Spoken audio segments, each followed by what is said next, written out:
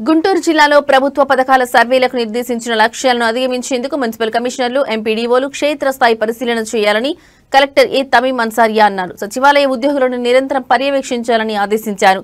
Joint collector Ashutosh శ్రీవాస్తవ్తో కలిసి ఉపాధి హామీ పథకం, గృహ నిర్మాణం, గ్రామ వార్డు సచివాలయాల సేవలు, రెవెన్యూ అంశాలపై ప్రత్యేక అధికారులు, రెవెన్యూ డివిజన్, మున్సిపల్ కమిషనర్లు, మండల స్థాయి అధికారులతో వీడియో కాన్ఫరెన్స్ ద్వారా సమీక్ష నిర్వహించారు. ఈ సందర్భంగా జిల్లా కలెక్టర్ మాట్లాడుతూ ఉపాధి హామీ పథకం వేతనదారులకు జాబ్ కార్డులు, ఈకేవైసీకి అత్యధిక ప్రాధాన్యత ఇచ్చి పూర్తి చేయాలని ఆదేశించారు. ఉపాధి హామీ పథకం ద్వారా పరిపాలన అనుమతులు మంజూరు చేసిన పంచాయతీ భవనాలు, సీసీ రోడ్ల నిర్మాణం, పశువుల దానా పంట సాగు, ఉద్యాన పంటల సాగు వారం రోజుల్లో ఖచ్చితంగా గ్రౌండింగ్ అయ్యేలా చర్యలు తీసుకోవాలని సూచించారు.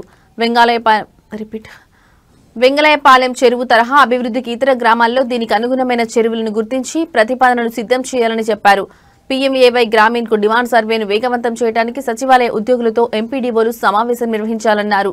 రెవెన్యూ అంశాలకు సంబంధించి గ్రామాల్లో జరుగుతున్న రీసర్వేలో జరిగిన మ్యూటేషన్లను సబ్ కలెక్టర్, ఆర్డీఓ పూర్తి స్థాయిలో పరిశీలించాలన్నారు. సరిహద్దు వివాదాలు, విస్తీర్ణం తేడాలపై అధికారులు జారీ చేసిన స్పీకింగ్ ఆర్డర్లను మరోసారి తనిఖీ చేయాలని ఆదేశించారు.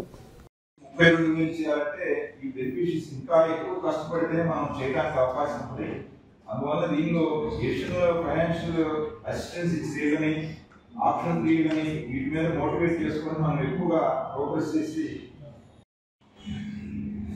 893 హౌసెస్ డిమాండ్ చేసినప్పటికీ ఇప్పుడు దాకా survey capture of house data 115 మాత్రమే చేస్తున్నారు. బట్టి చేతులు ఎంపీఓ గారు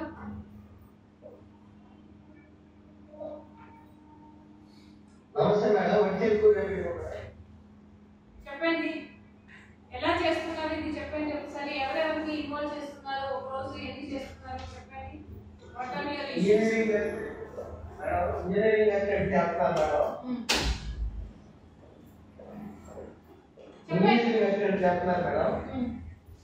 వాళ్ళతో పాటు ఫీల్డ్ అసిస్టెంట్ కూడా మీటింగ్ పెట్టి ఆల్మోస్ట్ చేయమని బాగా ఫీల్డ్గా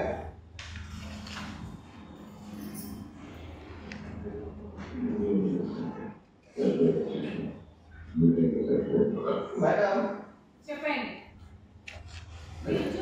ఇంజనీరింగ్ అసిస్టెంట్ చేస్తారు మేడం.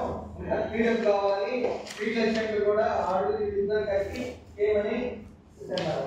ఎప్పుడు చెప్పారండి?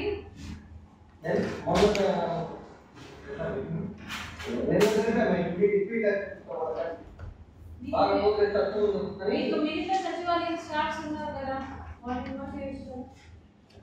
Ongoing survey